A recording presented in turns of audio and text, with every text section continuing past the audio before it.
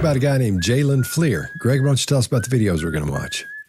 Yes, Jalen Fleer worked for the county sheriff's jail and court services and worked specifically in the San Diego jail. He pled guilty to 20 felony and misdemeanor charges for some inappropriate behavior with underage girls. This interview is not graphic specifically, so don't worry about that. The acts took place between March and April of 2020, and he was sentenced to 12 years in prison with no probation. So as far as the picture, this photo came up in connection with some allegations about you communicating with a younger female on Snapchat. Okay. Have you ever communicated with any females that we've already recognized that yes you have with your recruit from the past?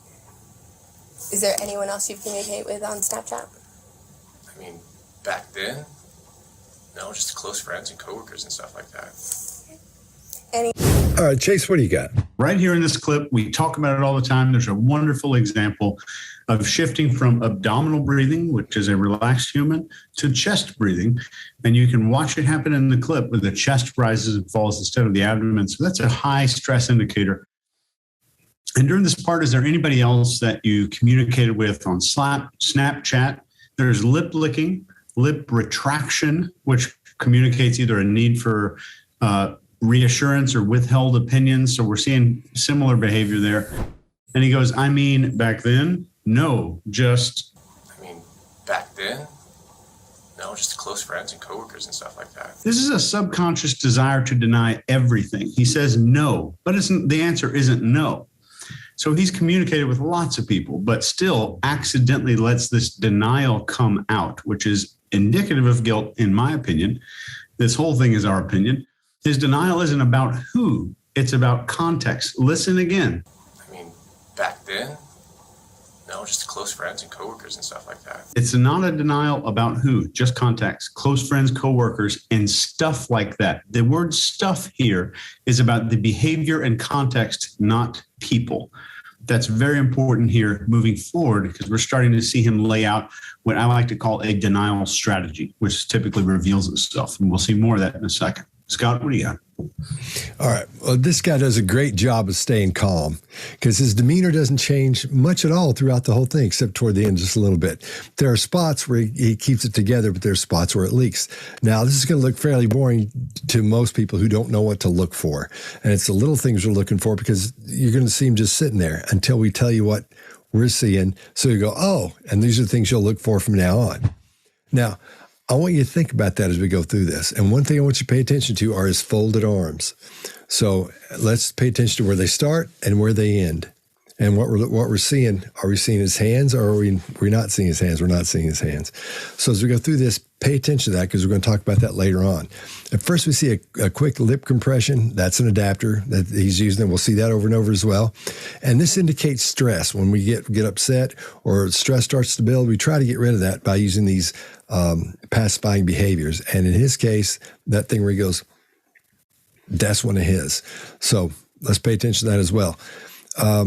Not a whole lot of fidgeting at first, but he seemed swaying back and forth in that chair a little bit. Having a chair like that is perfect for this kind of situation because when a person gets nervous, they try to relax a little bit. They'll swing around back and forth a little bit. If you can get a chair on wheels, if you can get the person you're talking to into a chair on wheels when you're talking to him that goes back and forth like that, man, it's hard to beat. You can hardly beat that. His blink rate's fairly low because his brain wants to keep an eye on what's going on with the person asking the questions, with the interviewer. And he wants to make sure he pays attention to every word coming out of her mouth because he knows they know that he's done something. And he knows what it is he's done, and he wants to find out how much information they have. He doesn't know how much they have, but as we go along, it's going to dawn on him how much they actually have. His breathing rate's a little bit high, and like Chase was saying, you can see that change from the stomach area on up into the chest, and you can see it getting a little bit faster as he goes through there. That shallow breathing is what gives him a little bit of not a head buzz, but it adds to the nervousness as you go through. It definitely doesn't help calm you down. And what we're seeing here is a guy who's on alert. Greg, what do you got? Yeah, I think we're going to cover a lot of the same things, so I'll try to keep it abbreviated. However, this is going to be a great example of baseline. I always say the organism does what made the organism successful. He's a jail guard, worked in a jail, You're pretty stoic when you work around prisoners. It's a good attribute to have. Chase, you've done the same as I have. You don't want to bleed information to them. And he was a pitcher. Both of those businesses need to have stoic expression and not bleed a lot of information. So he does a good job in the beginning. The other thing I want you to watch here, we talk about eye accessing, and I always tell you eye accessing is powerful. This is a great one because he is so locked down. He guards those hands. He's got everything stacked and locked together. I'll talk about that in the next one. But we're going to watch this eye accessing change because when they ask him who he talked to, and his eyes go over here to his right, he's not using where he's going to go for baseline when they ask him questions where he's recalling. And they get it in reverse order. It doesn't matter which order you get it in. They ask him questions about people that he should be able to answer the question. And he goes to a right eye visual accessing. And later, when they ask him about facts that they know and they're covering, he goes to his left consistently. They talk to him about his house and that. So we'll pay attention to this eye movement. But he goes to eye lock. When she brings these pictures out, I don't know what pictures she had. Those eye locks, look at him. He locks on the threat immediately. His eyes go down. And then his fight or flight increases, meaning all his respiration, everything's going to come up. I'll talk about all four of those. As she addresses the pictures and said they came from a younger female on Snapchat. His eyes narrow.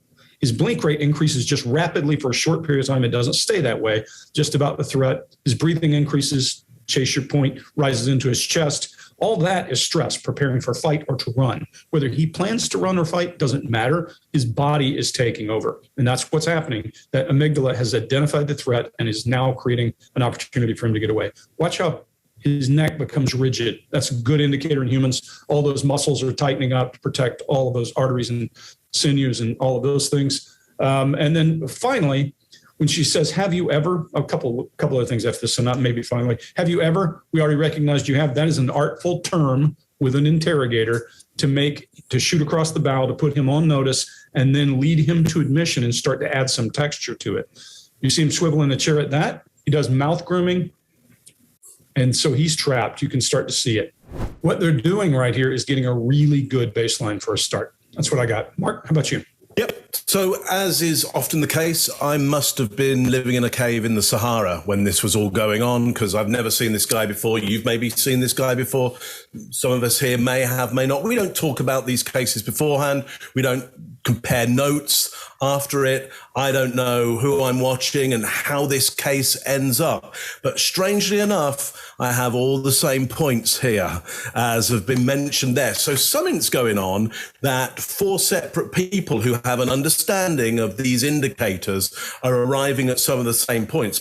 I'm already suggesting he's under massive stress and pressure, more than I would expect if he had a level of innocence in whatever might be going on. And at this particular moment, I suspect what might have happened, but I don't know exactly. But he's under stress and pressure. Now, I love that the breathing has been mentioned. I love that Scott has talked about the crossing of the arms, because what I want you to notice is if you watch his crossed arm, you'll be able to see it moving up and down with his chest breathing. So you can look at the breathing rate by watching his arm going up and down.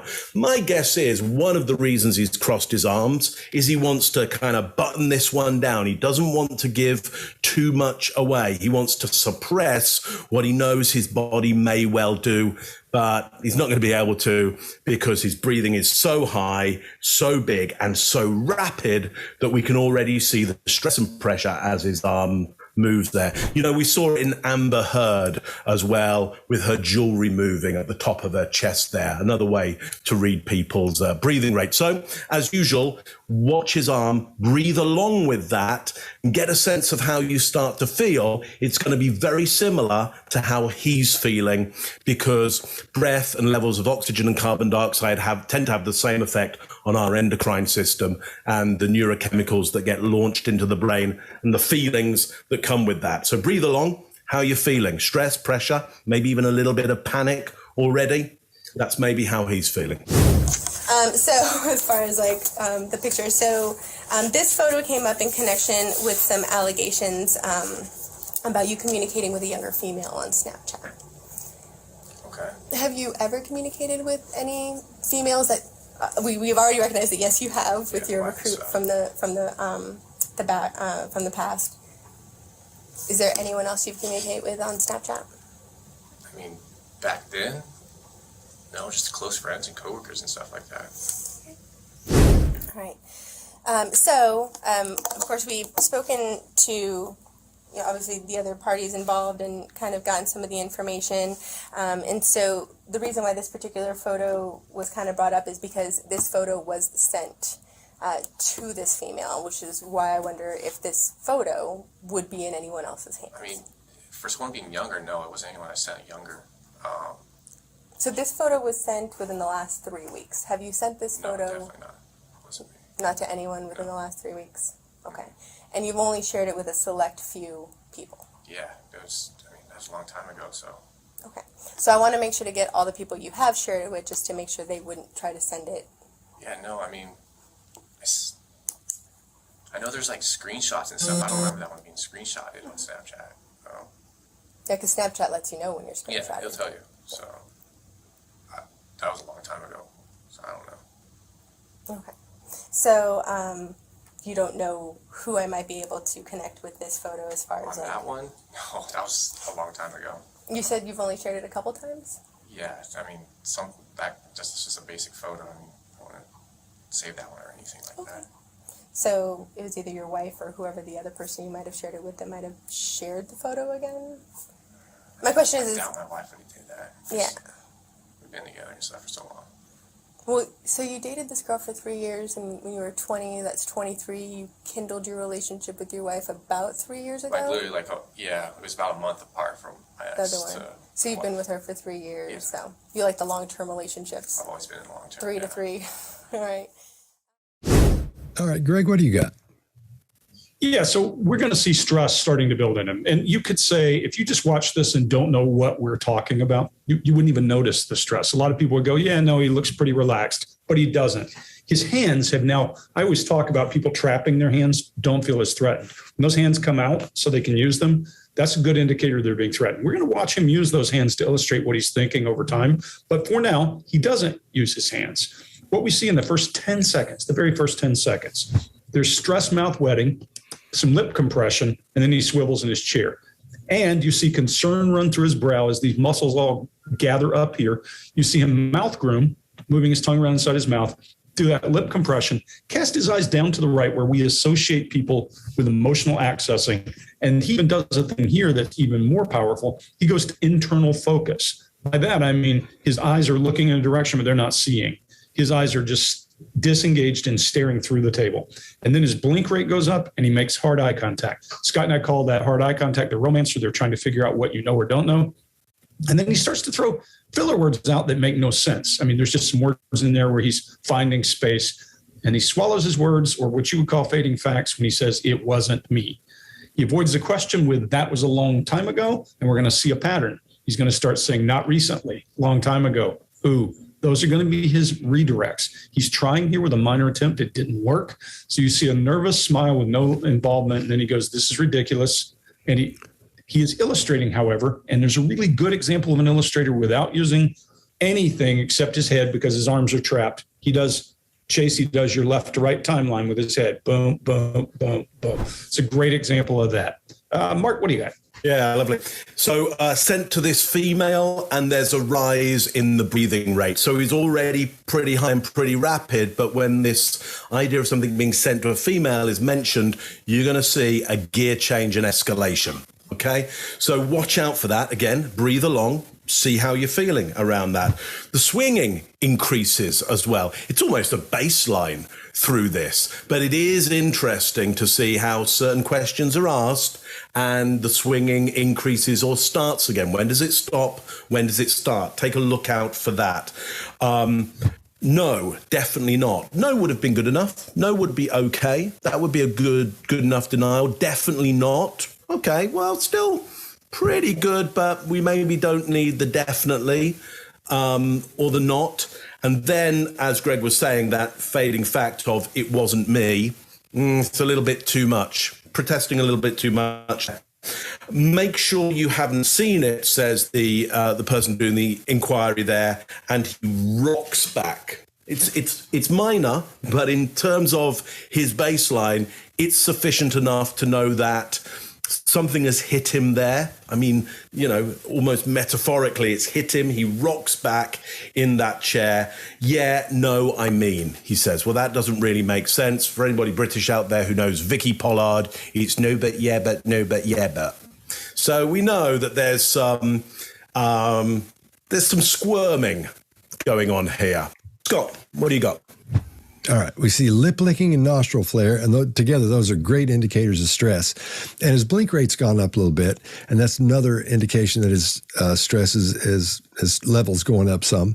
And we see that little back and forth wiggle in the chair. That's getting faster as well. We're getting more of those sways back and forth. Again, these are all cues and indications of building stress. And keep in mind, the chair is just one of the ways he's getting rid of that built up stress and tension. It's an adapter. Of course, we know adapters are anything you use to get rid of that built-up stress and tension, from pushing on your face to biting on your lip to doing your lips like that or licking your lips, whatever it's going to be, or a repetitive behavior. That's what gets rid of that tension.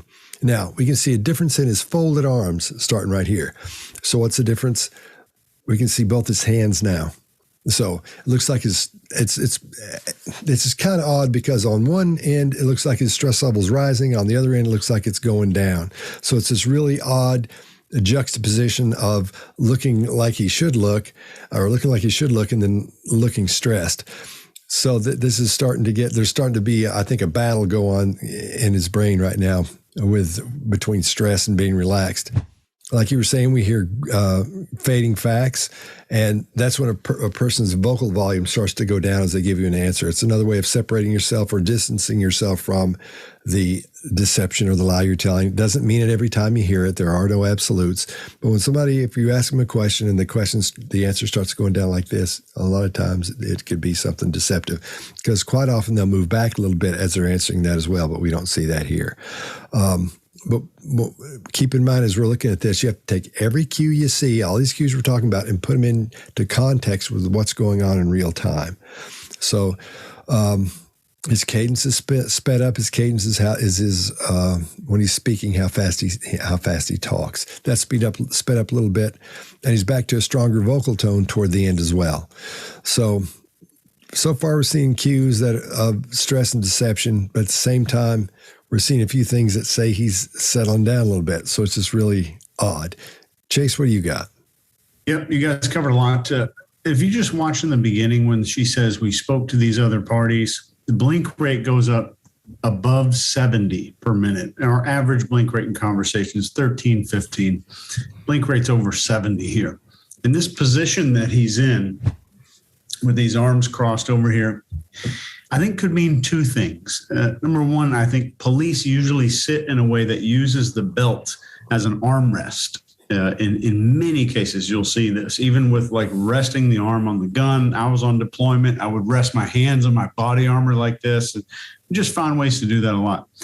I don't think he's doing that. This is a bit more telling here than an arm cross. This behavior is what you'll hear Mark talk about in his TED Talk. If you haven't seen it, I recommend it.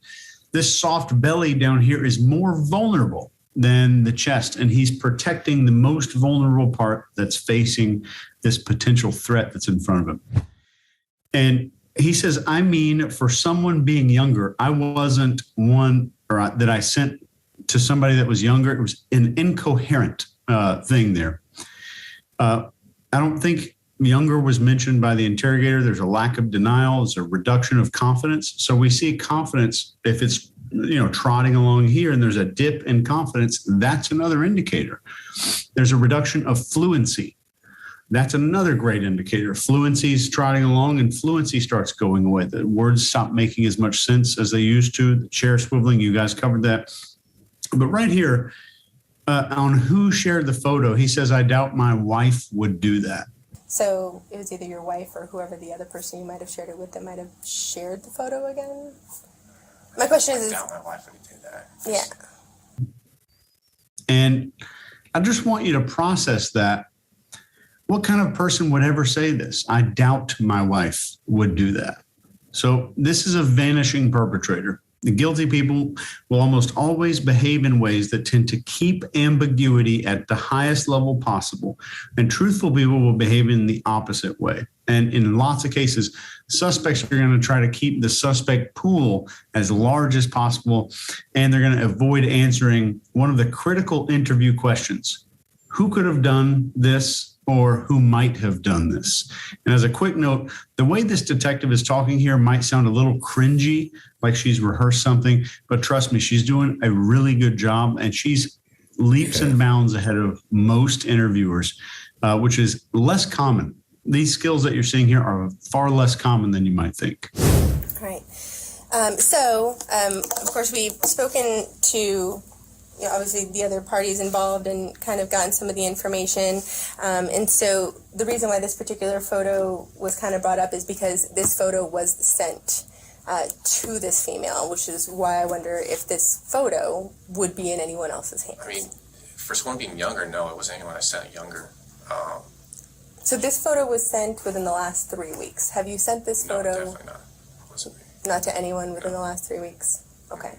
And you've only shared it with a select few people? Yeah, that was a long time ago, so. Okay. So I want to make sure to get all the people you have shared it with just to make sure they wouldn't try to send it. Yeah, no, I mean, I know there's like screenshots and stuff. I don't remember that one being screenshotted on Snapchat. Yeah, because Snapchat lets you know when you're screenshotting. Yeah, it'll tell you. So that was a long time ago, so I don't know. Okay. So, you don't know who I might be able to connect with this photo as far as that one? No, that was a long time ago. You said you've only shared it a couple times? Yeah, I mean, it's just a basic photo. I mean, I don't want to save that one or anything like that. So it was either your wife or whoever the other person you might have shared it with that might have shared the photo again? My question is... I doubt my wife would do that. Yeah. We've been together and stuff for so long. Well, so you dated this girl for 3 years, and when you were 20, that's 23, you kindled your relationship with your wife about 3 years ago? Like, literally, it was about a month apart from my ex. So you've been with her for 3 years, yeah. So you like the long-term relationships? I've always been in long-term. 3 to 3. All right. This, like I said, this photo was sent to this person, so they were in possession of it, and we can't find any connection or reason why this photo would end up with this particular person if it wasn't shared by someone you may know or yourself. I agree, yeah. My wife wouldn't have done that, so I don't know why she would share that. So, I don't know. It's a long time ago.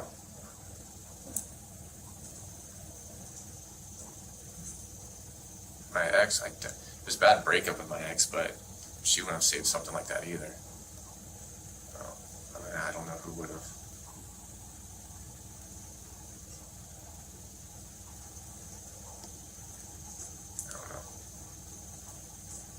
So, I mean, I met girls on Tinder and stuff back in the day.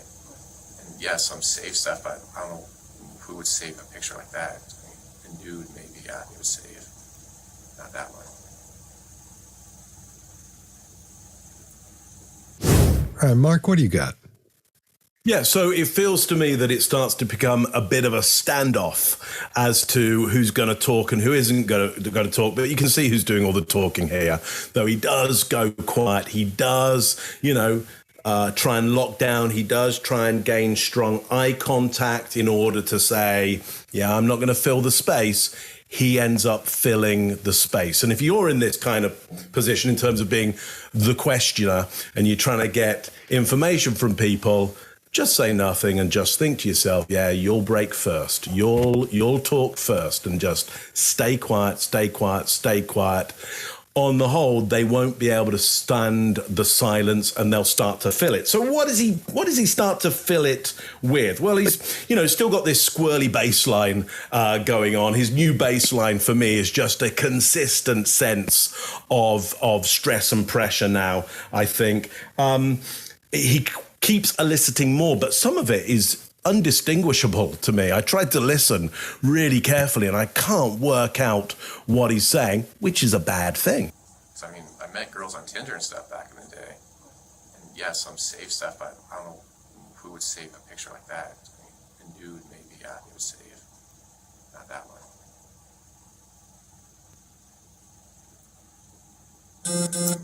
one. That's a really bad thing. If he's not making, it's not even that he's not making sense. I can't work out the words that he's saying to even work out what sense he might be making. Maybe you can, but here's what I'd make out of all of this. What are we? We're 3 videos in here, and he's already starting to decay, and the decay is being caused by the interviewer here. I agree. The interviewer's doing a great job. It may look to you like, she's there saying nothing. Well, that's the skill. That's the skill, because most people will try and fill the space. Most people will go, oh, hang on, it's not answering the question. Think of a better question. Maybe my questions are terrible. Maybe I need to be a better interrogator, a better interviewer. No, you need to be no better. You just need to be way quieter. Greg, what do you got on this one? Yeah, Mark, great cover. I mean, there's a thing in interrogation, Scharfian interrogation, called the silent approach, where we sit silently in the room and pay attention to the person. It works wonderfully. The biggest mistake that questioners make is not knowing when to shut up. Number one, hands down. You can tell a senior interrogator from a junior interrogator often by that very mistake. So he's down to barely audible at this point. He's barely spitting words out because he knows he's in a bind. Now he goes back to this photo defense. Well, it was a long time ago. Now, here's an interesting piece. Every person I've ever interrogated already has a defense in mind when they show up. They all do. I've never met one that doesn't. And his is starting to come up. It's who would have done that? This is a long time ago. That's his defense. I don't know where the picture came from. It was a long time ago. I didn't do it. I didn't talk to anybody recently. He's going to keep playing that, and she knows it. So she allows him that silence so that he has to fill in some gaps. She gives him room. So you can hear it, and then as she goes into this, you see him shifting. When he talks about a bad breakup with an ex, there's a pronounced shift in all of his body language. And he does a hard emotional eye accessing down to his right, a lot more than normal, and swivels. And then he purses his lips as he says, I don't know who would have. Disapproval. We always want to look at that because now this is outside of deviation. The 2 other things come up that are outside of deviation. The only time I see him in the entire video raise a single finger is when he says Tinder. So, I mean, I met girls on Tinder and stuff back in the day. That picture could have come from Tinder. It probably did. And he sent it to somebody inappropriate at a later date. And then he raises his hand when he says who. I don't know who. And he raises his hand. Who would save a picture like that? I mean, a nude, maybe, yeah, he would save. Not that one. We're going to see that a few times in here. Now, here's the thing I'm going to tell you. While body language is about seeing a deviation in pattern, interrogation is about finding patterns and exploiting those patterns, taking them apart until you know there is either significance or there is no significance.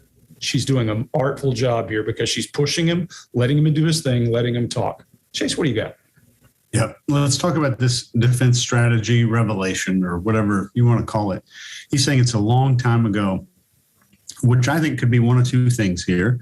Either A, this was very recent. He's directing attention away from that fact. So I can just push your focus away from anything recent.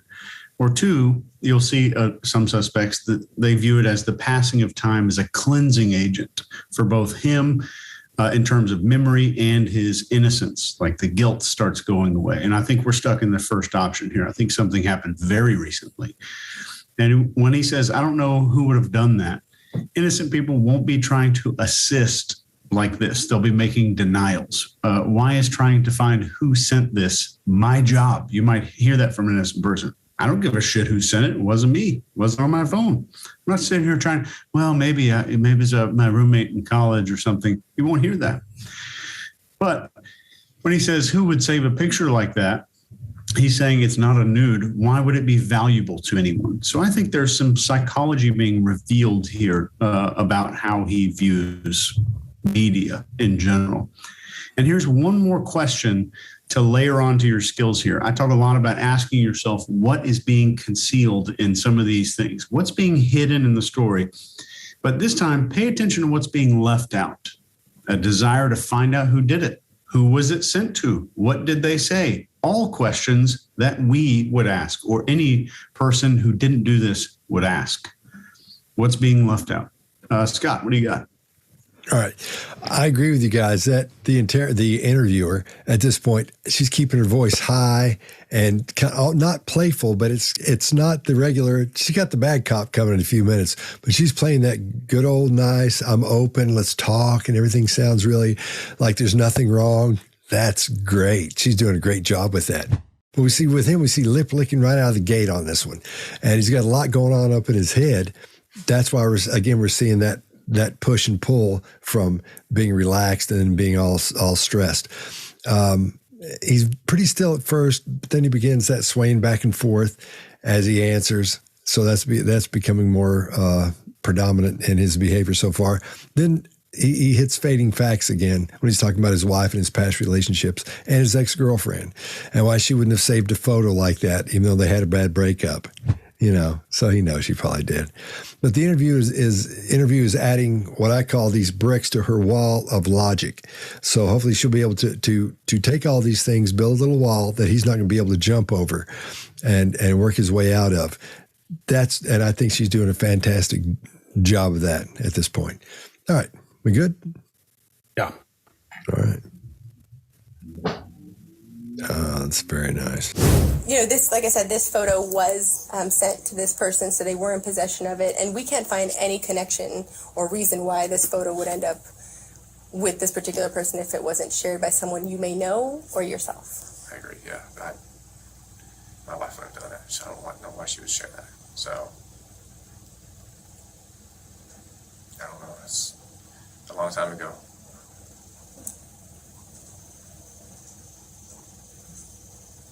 My ex, it was a bad breakup with my ex, but she wouldn't have saved something like that either. So, I don't know who would have.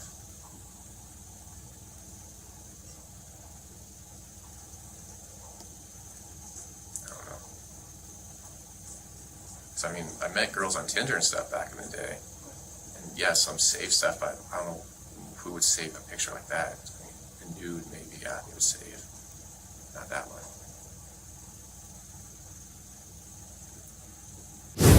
There were also some conversations that were exchanged between you and this person. Me? Mm-hmm. Okay. I didn't talk to anybody younger, though. Not on Snapchat? No. Not recently? Not recently, no. Now, you said all of your social media accounts are private, right? Yeah. And I know you're a law enforcement officer, so I know that you've also taken the time to make your plates confidential. Back in the day, I don't think my current ones are, though. Obviously I ran your plates. Okay. So you're still driving the Ford Fusion? Yeah. And is it black or gray? It's gray. Okay. And you got tinted windows on it still? Yeah. And so, when it comes to the photo, I really want to understand why this person would be in possession with the photo. But the only one who could really help me with that is you. Yeah. No, I couldn't tell you that. I don't know. No. Okay. Well, along with the photo came some additional information about your personal life. Okay. And based on some of the information you share with me today, it seems to add up. Okay. So is there any reason why the person would say they're you and share your information? It sounds like it'd be someone that knows me then, obviously. I don't know who. I don't have any enemies that would be doing something like that. Can I ask what information was shared? What they know? We know that you're a baseball player. Yeah. A lot of people know that. Yeah. So that information was kind of shared. Okay. Your work schedule? It's been 5 years now I've worked here. Specifically the transition to 7 days on, 7 days off. Really? I haven't shared anything like that recently. So I couldn't tell you who that would be.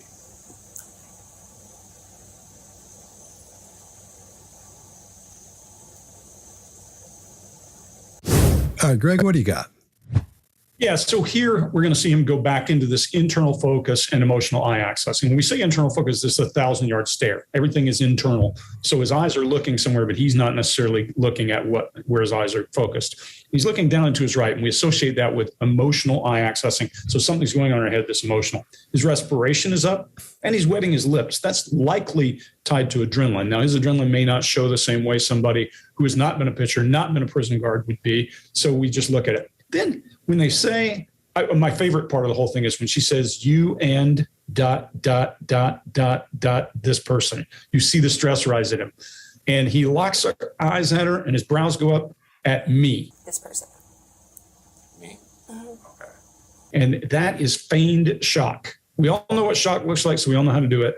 But what shock does that this does not do to him is it creates a lower blank face. Your lower face goes blank as your brows go up, and your brows remain longer, not up and down. This is the same thing we talk about with Amber Heard with all the rifling through emotions. And you don't follow it with fading facts, okay, once they put you on notice. So here we go, Scott, they got your fading facts, and they got a really bad job. Then he goes back to internal again. He casts his eyes down and right for emotional. And then he says, I don't talk to anyone younger, though. I don't talk to anybody younger, though. I didn't talk to anybody younger, though. My immediate thing would be, did I say this was a younger person? Hold on. Where'd you get that piece of data? Then he says, recently? No, I haven't. Well, recently shouldn't matter. It shouldn't ever be talking to somebody on that who's a young person. Here he gets his eye accessing cue for his social media accounts, and he just goes back to rote memory. When he says, well, yeah, I secured those, he goes to rote memory. And we associate, anytime you recall something over and over and over in your head, it goes to rote or digital, and it kind of stays on right about where your auditory memory is. I'm not going to take all these because there's a whole lot in here. His blink rate stops, and he makes good eye contact back with her as she starts talking about locking his vehicle down. And then there's a couple of last things I want to point out here. Once she gets him and she has the first real piece of evidence where she talks about work schedule, he goes from okay to, or okay to There's a deviation in baseline. Why? I'm going to leave it there. There's other stuff, guys, but I think you guys will cover some of that. So, Scott, I'll hand it to you next. All right. Well, right out of the gate again, we're seeing that his adapter of licking his lips. So, and he does that almost every time. I think he may do it every time at this point. And we see that, we know the stress is building, but his facial expressions and of that blank expression of non-concern sort of help hiding that as we go through. Now, when he says, sounds like someone that knows me. Say they're you and share your information. Sounds like it'd be someone that knows me then, obviously. I don't know who. I don't have any enemies that would be doing something like that. We see that single shoulder shrug on the left, and then his chin sort of points over there. It does. His chin goes over there a little bit as well. There are no absolutes. I'm all the time saying that, but it's seldom have I seen someone do that and have their shoulder come up and point toward their chin, point toward that single shoulder, and that not be deceptive. Again, there are no absolutes, but for me, that's one I usually count on. It looks like he's relaxing, but it looks like he's getting tense. But his arms are coming down a little bit more, and they're starting to come apart a little bit. That's a big red flag for me. All right, Mark, what do you got? Yeah, so lots of great stuff in here. I love that me at the start, as if there might be a lineup of persons of interest in the room. Like, no, clearly you, because you're the only person of interest in the room right now. That is bizarre. And then he goes, I didn't. And then we see a slight upturn of the mouth there. Now, is that Duper's delight? It looks a little bit like it. I don't know. What I wonder is, because I think he's cornered now. I think he knows that it's really coming in on him. I wonder whether there's an element of the delight of being caught. I'm intrigued. I'm intrigued by that, but I don't think it's Duper's. But there's something going. There's an asymmetry here, and we'll see it again later on. We see his breathing settle when he's asked about the data about the car. So I want you to look at when his breathing goes up and when he's asked data questions about the car, and we'll start to see him settle. Now, are those questions about the car baseline questions, or is there some photographs with some elements of those vehicles in that need to? I don't know which one it is because I just don't know this case. But we're going to see later on data questions put towards him, which are obviously very much to do with the case. But I do want you to notice what happens on those data questions about the car. He calms down. And then other questions come and up goes his breathing rate again. So simple data questions can be used to get a baseline, but also to get somebody used to the idea that you're going to ask data questions later on. Still a great job by the interrogator here. Chase, what do you think? Yep. You guys got a lot of this. Right when he says me, okay. He's just assuming that, yeah, that's probably something that I would do. That's probably something I did. He accepted it. There's no denial there. And when you hear him say, I didn't talk to anybody younger, though, this is severity softening at its finest. You'll never hear him say child or kid in here, which is why I think there's a special place in hell. A whole nother conversation for that, though. Yep. But let's go into vanishing perpetrator here. Anyone that you probably know in your life would be really pissed off if someone framed them in something like this. There's no anger at someone who did this. The focus is on denial. And this is permissive questioning. We see a spike in politeness or permissive questioning to the interrogator. This is a baseline deviation where he's like, can I ask what they said? Am I allowed to ask what they said? Instead of just asking what they said. A big difference there. There's no anger at the person who did this to him or set him up. And this is discovery versus denial. We can put this maybe on a pendulum. Maybe there's a cool graphic I can create for this, but innocent people don't want to discover details about the case. They want details about the perpetrators and what the perp did. Guilty people want information about the case and what data was gathered. Innocent people will vacillate between discovery about the perpetrator and denials. And we're not seeing any of that whatsoever here. A couple of points. Mark, what you're calling data in the interrogation world, we typically call non-pertinent information, and it's a way to get people to feel comfortable with you collecting data. Exactly. A couple of things that I didn't mention here that I don't want us to miss. His hand rises again at who. There's the problem. We're seeing he is illustrating for some reason at who, and then he withdraws his mouth at not recently again. Those words, we're starting to see a pattern that feeds through here. Yep. Data. I'll come back to that. There were also some conversations that were exchanged between you and this person. Me? Mm-hmm. Okay.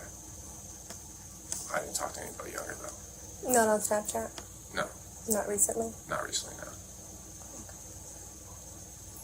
Now, you said all of your social media accounts are private, right? Yeah. And I know you're a law enforcement officer, so I know that you've also taken the time to make your plates confidential. I mean, back in the day, I don't think my current ones are, though. I mean, obviously, I ran your plates. Okay. So you're still driving the Ford Fusion? Yeah. And is it black or gray? It's great. Okay. And you got tinted windows on it still? Yeah. And so, when it comes to the photo, I really want to understand why this person would be in possession of the photo. But the only one who could really help me with that is you. Yeah. No, I couldn't tell you that. I don't know. No. Okay. Well, along with the photo came some additional information about your personal life. Okay. And based on some of the information you shared with me today, it seems to add up. Okay. So is there any reason why the person would say they're you and share your information? Sounds like it'd be someone that knows me then, obviously. But I don't know who. I don't have any enemies that would be doing something like that. Can I ask what information was shared? What they know? We know that you're a baseball player. Yeah. I mean, a lot of people know that. Yeah. So that information was kind of shared. Okay. Your work schedule. It's been 5 years now I've worked here. Specifically the transition to 7 days on, 7 days off. Really? I haven't shared anything like that recently. I couldn't tell you who that would be.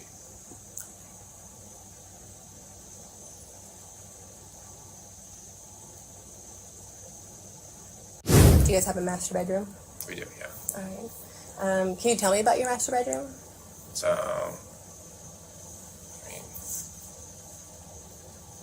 just a big white room, big king bed. I mean, there's nothing really special to it.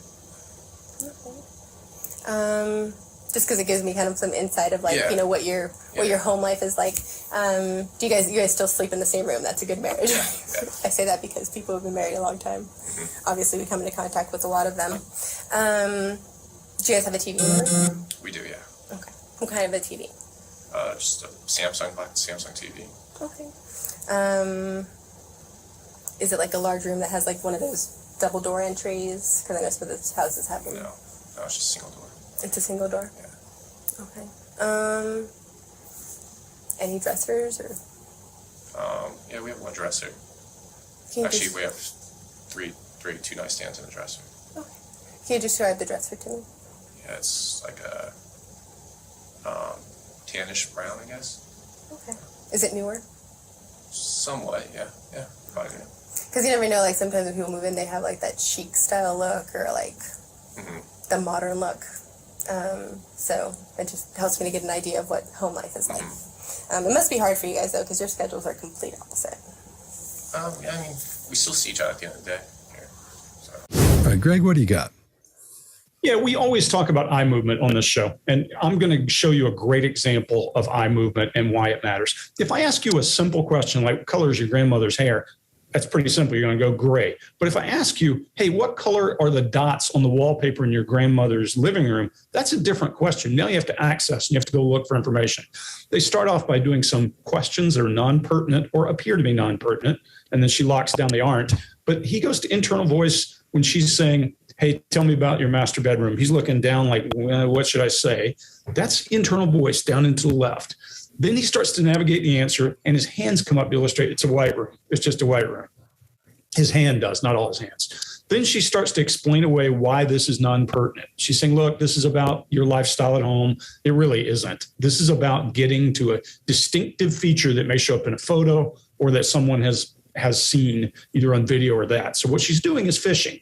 He doesn't realize that yet, but he does see his hands are freed up and they're out and stacked. We just hit the eye stuff. When she asked him what kind of TV, he goes to what we typically associate with auditory memory. But if you right now remember the words to your favorite poem, your favorite lyrics to a song, your eyes are going to go there. If I ask you to tell me about, what your grades were in 7th grade, you're going to go there because they're just memorized things. They're not things that you need to think about. And the way we memorize is we repeat our own words over and over and over, and there are a handful of us who can't hear our own voice, but they lock down. So we get a rote memory between our brow ridge and cheekbone. When he goes, wait, really, I have 3. Watch his eyes go in up high into visual eye accessing, and now he's recalling memory. They got a good baseline on this guy. You have to ask single sensory channel questions, and then you get it locked down. Now when you ask him next time and his eyes go somewhere else, you're like, hold on just a minute. Let's talk about that. Chase, what do you got? This is great. I'm going to kick this off with a pro tip. Maybe we can get a big slamming pro tip graphic up here. We can all give pro tips out. As an interrogator, you don't need to explain why you're asking weird questions to guilty people. Innocent people are going to ask why the hell you're asking. Guilty people won't. They're going to be excited to talk about something they think is irrelevant, and they will stay on that topic as long as you want them to. He shifts to internal dialogue here when we're calling what I would think would be visual data. Greg, you hit it right on there. I'm going to skip over that, actually. Right when she asks about sleeping in the same bed and having a good marriage, you can see it on the face. There's fear and almost as what I would describe as not being a facial movement expert, I would describe it as facial nausea on the face. And you'll see something called target scanning here, where a suspect will squint to bring something that's potentially threatening to them into focus. And the interviewer makes a shift here at the end of this clip to elicitation. This is a good time to do it, and she does it pretty well. Because you never know, like sometimes when people move in, they have like that chic style look or like the modern look. So it just helps me to get an idea of what home life is like. It must be hard for you guys though, because your schedules are complete opposite.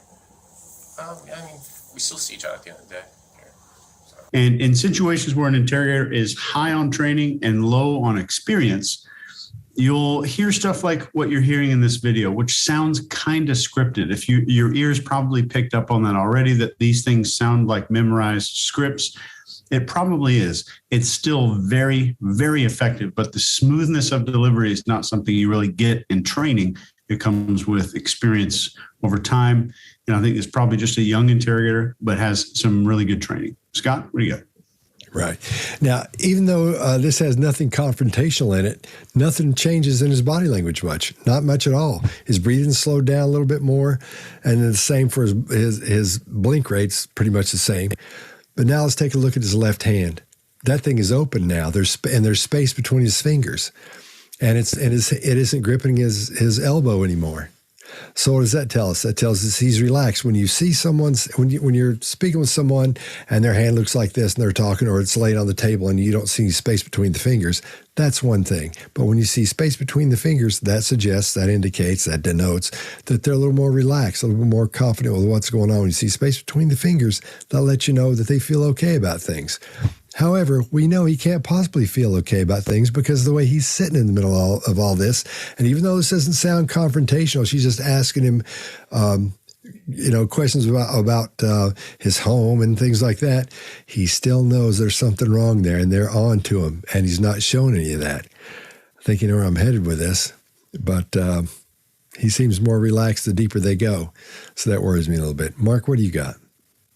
Yeah, so I think you're right. He's a little bit wise that these, as Greg was saying, non-pertinent questions are very, very pertinent, because one of the ways that serial offenders are tracked down is through the backgrounds in photographs, and AI can do a lot of that right now.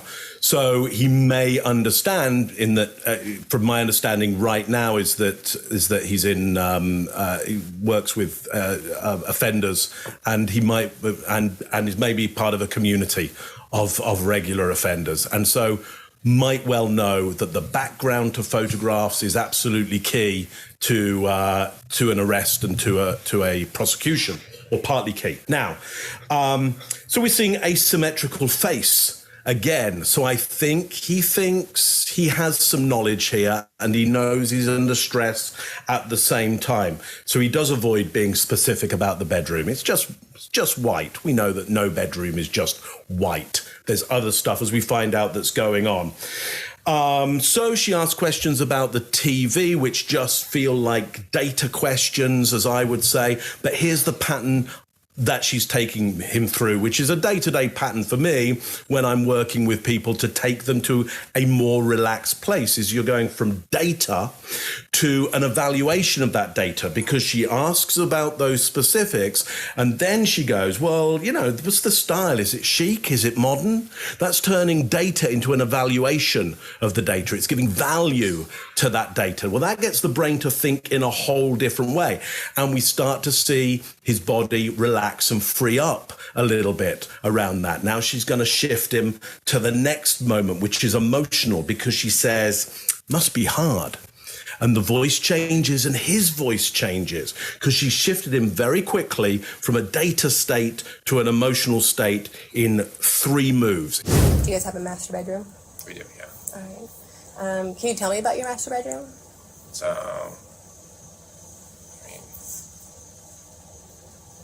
Just big white room, big king bed. I mean, there's nothing really special to it. Okay. Just because it gives me kind of some insight of what your home life is like. Do you guys still sleep in the same room? That's a good marriage. Yeah. I say that because people have been married a long time. Mm-hmm. Obviously, we come into contact with a lot of them. Do you guys have a TV in your room? We do, yeah. Okay. What kind of a TV? Just a Samsung TV. Okay. Is it like a large room that has like one of those double door entries? Because I know some of the houses have them. No, it's just a single door. It's a single door? Yeah. Okay. Any dressers or? Yeah, we have one dresser. Actually, we have three 2 nightstands and a dresser. Okay. Can you describe the dresser to me? Yeah, it's like a tannish brown, I guess. Okay. Is it newer? Somewhat, yeah. Yeah, probably. Because you never know, like sometimes when people move in, they have like that chic style look or like the modern look. So it just helps me to get an idea of what home life is like. It must be hard for you guys though, because your schedules are complete opposite. Yeah, I mean, we still see each other at the end of the day. Here, so.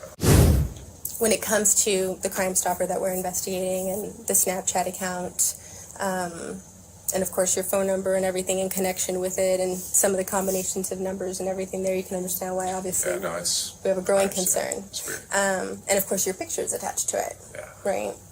Which is even more like either someone's... Can I ask what, you said you got nude ones too? There were images that were shared, yes. That Can I ask, I'm sure you got them here, can I ask to see what they are? You want to see the picture? Yeah, so I can get an idea. Do you have a reason not to? Yeah. So I don't actually have a clear shot of one. Oh. Yeah, so I did not Okay, I understand. print out those Can I wait till I'm a pictures. lawyer? Because I'm uncomfortable with this. This is weird. So Of course, like, you definitely have the ability to do that, and of course, you know, this is completely voluntary. And so, I just don't want to get caught up on something. I'm working this career. I don't want to get caught up on something. I fully understand. Yeah. So, you can, yes, 100% elect not to speak with us. You are not under arrest at this time. Yeah, I understand. Obviously, given the fact that we're here and the fact that we're speaking to you, I know that your bosses are going to want to speak with you afterwards. Yeah. So we'll go ahead and allow them to speak with you after. Okay. Obviously, since you don't want to talk to us anymore, my partner here may have Well, some. I just wanted to clarify. I have a couple of questions, but Yeah, you go ahead. don't want to answer, or can I ask you the questions? Because you can choose to answer or not answer. So if I ask you a question and you're like, I don't want to answer that, Yeah, you can tell me that. Just so that. All right, I'll go first on this one. He seems pretty calm. There's lots of direct eye contact, and his crossed arms don't change much at all here. But they're still in that relaxed position. His vocal tone is still strong. His cadence is a little bit faster, and his breathing rate's up just a little bit.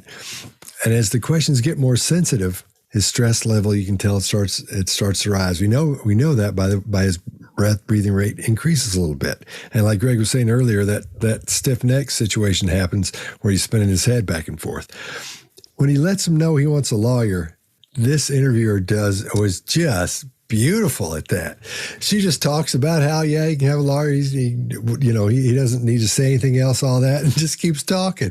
And I just scoops right by it. He should have said, hang on a minute, I'm not saying anything. He should have said this when he first came in. I'm not talking to anybody. Give me a lawyer. And just sat there and shut his mouth. But he didn't, thank goodness.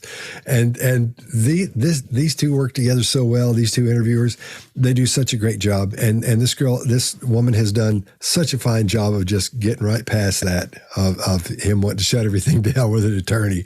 And he just keeps answering questions. All right, Greg, what do you got?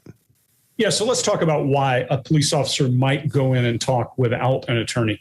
It actually is harder if you're a police officer to say, I want an attorney, because you're immediately perceived to be guilty in hiding something.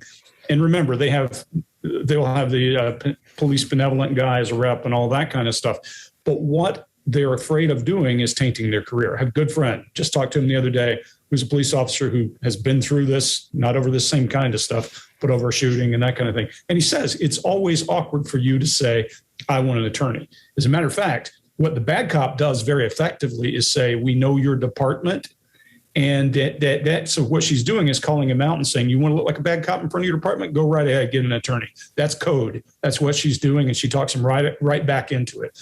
You're right. What you should do now, if you're not a cop, when you say, I want an attorney, that's that. I'm done.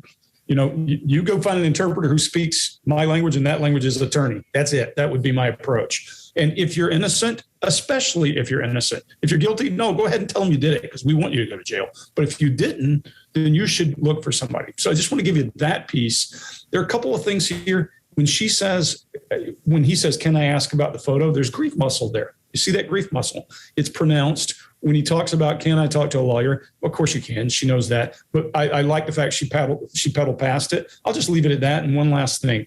Now his hand is coming up at, do you want to answer? Or his hand moves up. This is likely some kind of a sign of helplessness in this case, or perceived helplessness, the same way Who was before. In Who, I think he was doing it intentionally. And now I think he's signaling, look, I got nothing to. Mark, what do you got? Yeah, I mean, it's an extraordinary situation from the point of view of somebody who's innocent. Were I in that situation, well, I wouldn't be in it in the first place. Somebody's got some questions for me about a crime that I have nothing to do with. It's, trot on and go and find yourself somebody who has something to do with it. And until that point, if I'm not detained, I'm going my way, you're going your way. Chase, what do you got? Let's do a quick pro tip here. Guilty people are more fearful of breaking rapport with an interrogator. So you see that here in asking these tiny permissions for things he probably shouldn't even do. See if you can see that in here. We talk about lip retraction a lot, where the lip actually goes into the mouth. This typically indicates a need for reassurance. The interrogator, I think, knows that here and offers the reassurance. You can watch it in the video at the precise moment of concern for him. And guess what? He keeps talking. And you see this lip retraction right as he's explaining why he needs a lawyer, yet another behavior he does not need to explain himself for. I don't want to get caught up with some statement that he says right towards the end. And right there, you see his hand go up here.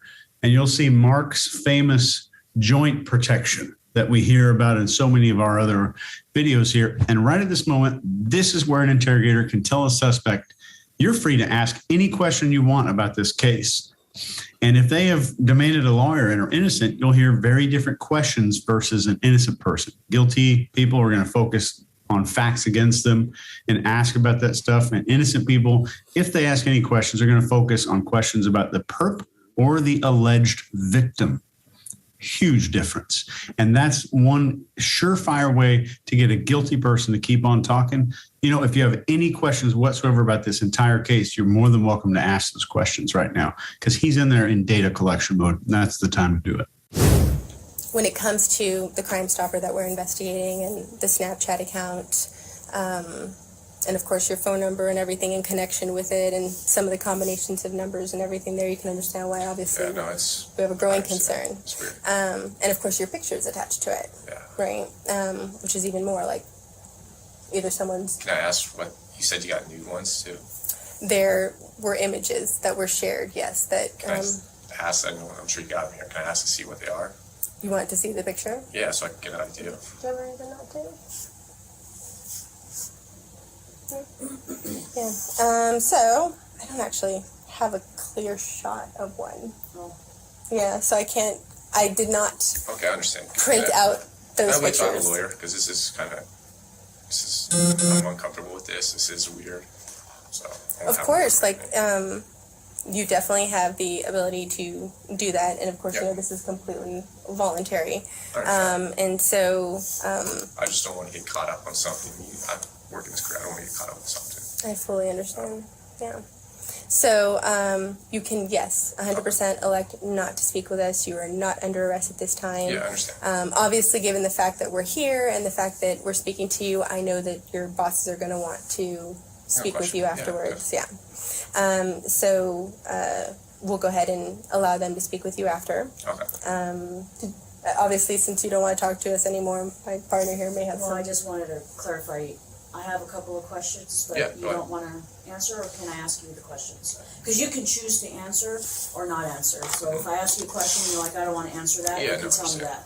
Just so that I just want to make sure that we all understand each other. When my partner says a younger female, you understand that we mean someone under the age of 18? Yeah, that's obviously why you're here. You understand that? Yeah. Okay. Do you have any siblings? I have a younger sister, she's 19 right now. 20, sorry. Oh, okay. And then my last question was, she was asking about the house and the decorations of your house. In any of your rooms in your house, do you have that new look where they have like the barn door outer rail type thing? It's like a country, I don't know what you would call it. I see it a lot on those DIY shows. Yes. Do you have those in your house? I do have one, Okay. That was the extent of my questions. Okay. So, do you have any other questions? I mean, can we still ask you questions, or do you want to stop? No, I want to wait because I'm uncomfortable with this, so I'm Okay. going to talk to a lawyer. Okay. All right, Mark, what do you got?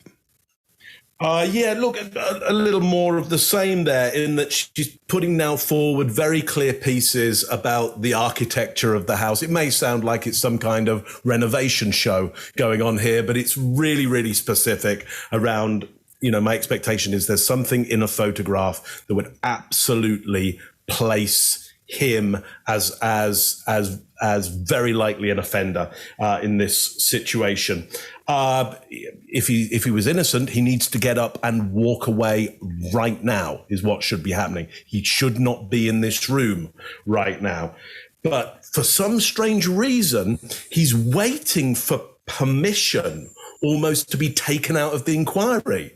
I don't know what he's waiting for here, but it's rather like he's going to say, let me just wait and see whether they just strike me out for no reason. So it's very, very odd behavior for anybody who would have any innocence here. And we've got some extreme clenching of the jaw now as well, way out of his baseline. So I think, though you might be seeing nothing much happen in the rest of the body, maybe somebody else has got something more extreme happening in the rest of the body, I do see some stuff out of baseline in the clenching of the jaw here. It's very odd behavior for anybody who has any innocence in this. Scott, what do you think? All right. Yeah, I agree with you. It's odd, but at the same time, that's a tight little path he's walking there. Because if he gets up and gets all indignant and leaves, they're going to go, and everybody there is going to know. So because there's a I'm sure there's a way you got to handle that at that point. But I see what you're saying. I agree with you. If it was a normal old person, yeah, man, shut up and get out of there, especially if you're not under arrest. But in that case, man, that's a tight little rope you got to walk right there. They're putting him on notice that they've got more than they've said so far, that they've got pictures of him in his home that he sent somewhere, because she's calling out stuff that he'll recognize, like the DIY stuff, like you were saying, Mark. So they've got stuff on him, and they're letting him know. So that's putting him on notice. But there's one thing I want to talk to you about real quick, because as we wrap up here, I'm going to hit on something, and I think we know where I'm going. There's a guy named Dr. No, he's not a doctor, but Robert Hare. He's like the godfather of modern psychopathy, I guess you'd say, the study of it anyway. And he did a study a while back, and it was called The Fear, Arousal, and Anticipated Pain of a Psychopath. But I'll put the link on that below. And what it is it's a study that focuses on what happens when a psychopath knows that something unpleasant is coming, and how they act and how they react, how their brain reacts to that. And I'm not going to go through it because it takes too long. It's horrifically boring, but I'll put the link to it down below. And so if you click that link, once we're finished watching this, it'll take you to that study and you can read about it. It's fascinating if you like that kind of thing.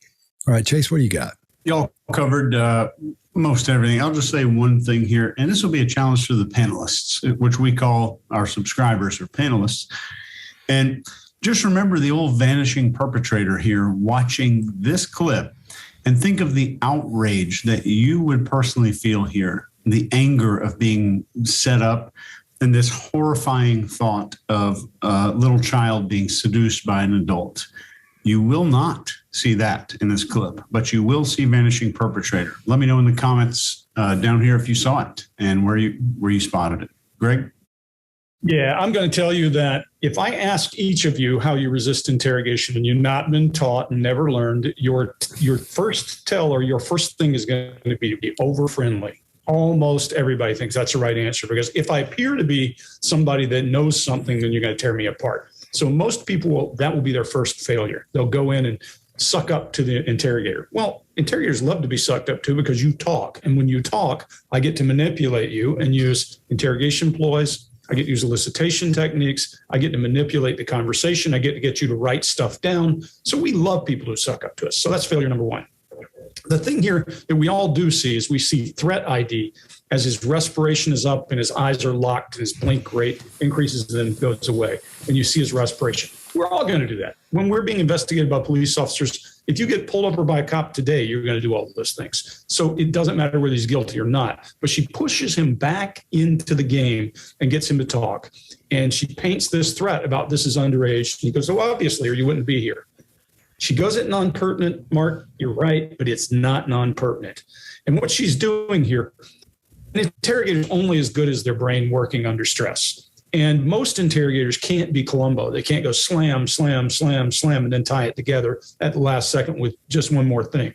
What most interrogators do is concentric circles. That's how their brains work. You can see hers working. She's locking it down and locking it down and locking it down and locking it down.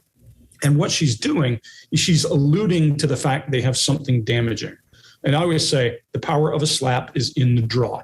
Because the minute I make contact with your face, you know how hard I can slap. But before I slap you, you're going to go, oh, how hard is this going to be? To your point you just hit, Scott, letting the person's brain fill in all of those gaps is more powerful than anything physical you can ever do. That's why I say good interrogators don't use physical violence, because once they do that, they've used any tool and they've lost all the effectiveness of whatever that threat is. I just want to make sure that we all understand each other. When my partner says a younger female, you understand that we mean someone under the age of 18? Yeah, that's obviously why you're here. You understand that? Yeah. Okay. Do you have any siblings? I have a younger sister, yeah. She's 19 right now. 20, sorry. Oh, okay. And then my last question was, she was asking you about the house and the decorations of your house. In any of your rooms in your house, do you have that new look where they have like the barn door outer rail type thing? It's like a country, I don't know what you would call it. I see it a lot on those DIY shows. Yes. Do you have those in your house? I do have one, yeah. Okay. That was the extent of my questions. Okay. So, do you have any other questions? I mean, can we still ask you questions, or do you want to stop? No, I want to wait because I'm uncomfortable with this, so Okay. I'm going to talk to the lawyer. Okay. So then, I want to thank you for taking the time to speak with me for this long. I can imagine that obviously being confronted with any level of questions can be uncomfortable, so I do appreciate that you've allowed us to speak with you even for this long. Okay, so with the next step, however, I'm going to go ahead and pull some documents here for you.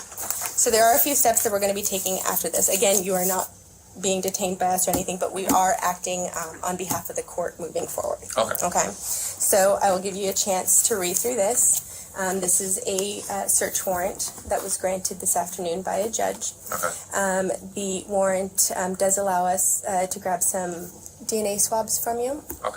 As well as any mobile devices that might be in your possession or potentially in your locker. Do you have your personal phone with you here? I do have one. Okay. Yeah. Is it inside your locker? It's on my person right now. Okay. So if you want to go ahead and hand it to us, we definitely don't need to go in and grab it from you. Okay. But the search warrant does require that we take it from you. Okay. Additionally, it does allow us to have access to your vehicle. Is your vehicle parked here?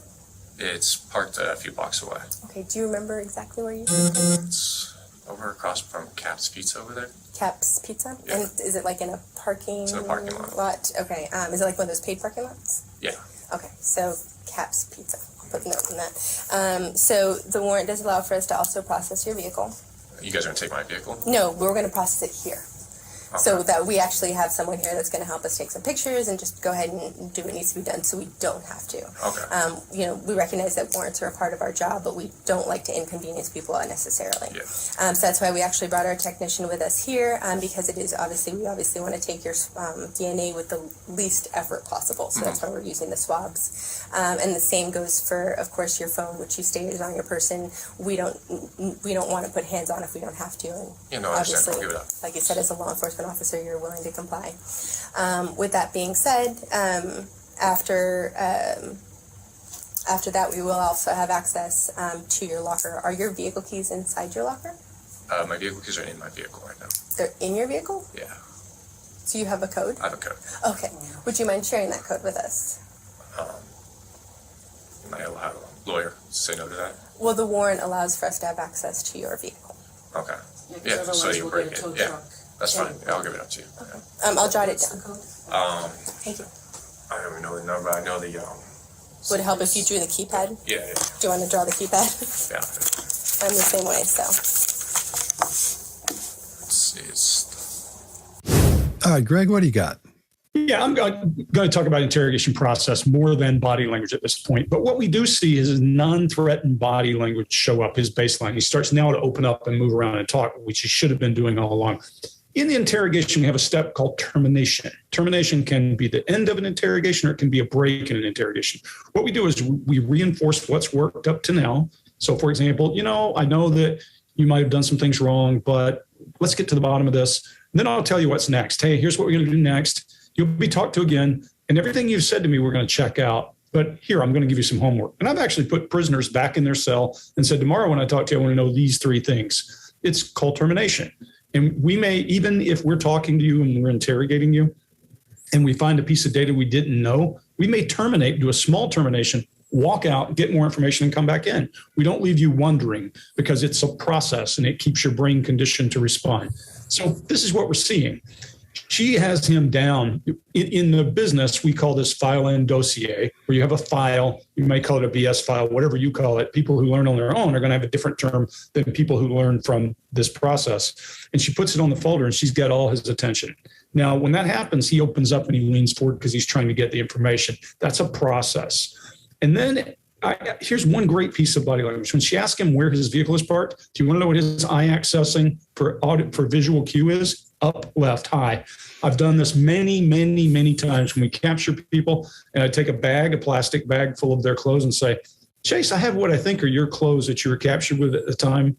Can you tell me what you're wearing? They got no reason to lie. So boom, boom, I baseline them while I'm looking through their clothes. Here's real shock. When he says, you're going to take my vehicle, brows go up longer, his face is blank. Compare this back to video 4 when he feigns shock at a conversation between him and an underage girl. She is feeling apprehension, meaning the investigator now. How you can tell is that rapid speed up in conversation, poor choice of words, or sentences start to fall apart. She says, obviously, back to back. I've taught enough interrogators and sat through the interrogation booth and watched them so many times. I can always tell you when their brains are hitting the squirrel in the road moment. And that's where she's at. She knows that she still needs to keep him talking. So she has to keep him cooperating. And I think she's feeling some stress because she knows that lawyer can come in. That's what I got mostly around the interrogation process. Chase, what do you got? I'm just giving you another interrogation tip. The body language is pretty apparent here. But in the interrogations, thanking people and saying thank you to every act of compliance is very important. And you're seeing that here. Even giving you that person's name, getting their name and their home address and just writing that down, thanking them for every act of compliance. That's a very important thing, that it becomes a process. If they're wanting rapport with you, they're starting to earn it, and they're getting rapport by being compliant. And you start rewarding that from the first vocal interaction of the interrogation. Scott? All right. Well, at the beginning, this is the lowest we see his hands and arms at rest. And it seems he's getting more and more relaxed as things move forward. And even though the questions are becoming more personal and they're digging deeper into what's going on, into his personal stuff and his behavior that's in question, he seems relaxed at this point. And the interviewer asks him, or she thanks him, and we see that adapter of licking one more time. And it's a lot bigger than it's been up to this point. And then the swaying engages again, and he's falling right back into that pocket we've seen the whole time. He doesn't relax into it, but he gets back into that pocket of it. His voice tone is strong. His diction's clean. His breathing rate is about the same as it has been. He makes good, solid eye contact and no expressions of worry or anything else, really. Not much happened there expression-wise. We see his eyes widen as soon as she pulls the information sheets out. And then he moves his elbows forward and he rests his elbows on the table to get a closer look. He's trying to be relaxed at that point, but you can see that worry just skim over his face really, really quickly.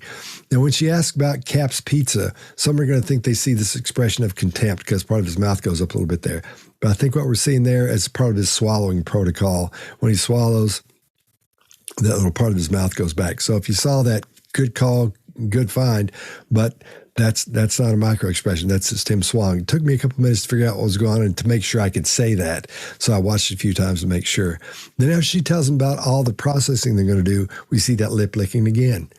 And this time it's much larger than we saw the last time. that he was doing it. So the stress is building him at this point. He's stressed, but he's got it under control, but he's leaking all kinds of cues of that stress that let us know what's really going on up there in his brain as he's fighting to relax while he's getting stressed. He's doing a great job, and I think that interviewer, again, I think she's great. I know we say this about a lot of interviewers we see on here and interrogators as well, and I'm sure she's an interrogator as well. She sure does a great job at this of just making it sound like nothing's wrong. She's telling them all this heavy stuff they're getting ready to do. They're going to swab him, do all this stuff, and she just makes it sound like they're talking about something from that happened earlier in the day before they go eat lunch. I think that's brilliant the way she handles that. Brilliant. All right, Mark, what do you got? Yeah, so here's what I see. I see fingers interlaced, but not in a relaxed manner. There's a lot of tension in there. So I agree, there is stress. He's doing his best to act casual, doing a good job. Like, oh, you're going to search for DNA? Yeah, sure, no problem. He's doing his best, but I can see a lot of tension there. The hand trembles as he pulls the document in towards him. Again, stress and pressure. The face has become lifeless and waxy, which I would say he's started into the faint response now. I think he knows that this is really coming down on top of him. His hands retract under the table. We haven't seen that before. So he pulls in the document, tremble, hands retract under the table, and fig leaf slightly. He then has to support his upper body on one of his arms because he's become concave. Now, we haven't seen him concave before. You'll see that concave, as Chase was saying before, because he's trying to protect this soft area here. You'll see this predominantly in adolescent females. Will, as a good generalization, will become concave, often as a baseline in that area because of being, as their body changes, unsure about how to manage that and what that might mean and how other people view that. When he becomes concave, his breathing almost stops. So you might look at it and go, hey, I think he's relaxed, but he's not breathing, I think, at some points. You'd want to say, hey, take a breath. It's going to be okay. She is not, I agree, Greg, that her structures have fallen apart a little bit, but she's relentless. She's not letting him read the document. Yep. Not letting him read the document. My understanding, though, I could have got this wrong, is that's a search warrant. And he's not getting to read that search warrant. It's the thing that says they can search his car, they can take DNA from him. That's a proper legal document. Were it me, I'd be going, hold back, stop your questions. You can ask me something when I've read this document and not until I've read this document. I'll take all the time I need and actually get me a lawyer. Or am I detained? Because if I'm not detained, I'm taking this document and I'm showing it to somebody else, okay? Or I'm getting back to my home before you even try and invade that space, and I'm getting an order that says you can't even go in that. So I don't know what he's up to there. I think he's overloaded to the extent that he gives the code to his car in the air. Put down below what the code to his car is. Okay, it's 4 numbers. It's very easy to see. He draws it out in the air for you. So then, I want to thank you for taking the time to speak with me for this long. I can imagine that obviously being confronted with any level of questions can be uncomfortable, so I do appreciate that you've allowed us to speak with you even for this long. Okay, so with the next step, however, I'm going to go ahead and pull some documents here for you. So there are a few steps that we're going to be taking after this. Again, you are not being detained by us or anything, but we are acting on behalf of the court moving forward. Okay. So I will give you a chance to read through this. This is a search warrant that was granted this afternoon by a judge. Okay. The warrant does allow us to grab some DNA swabs from you. Okay.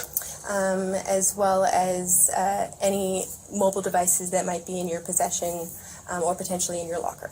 Do you have your personal phone with you here? I do have one. Okay. Yeah. Is it inside your locker? It's on my person right now. Okay. So if you want to go ahead and hand it to us, we definitely don't need to go in and grab it from you. Okay.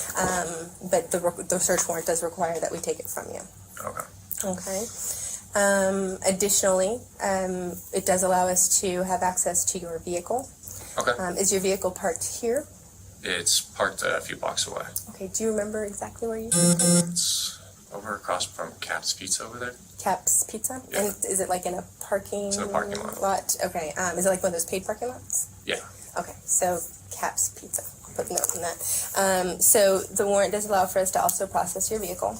You guys are going to take my vehicle? No, we're going to process it here.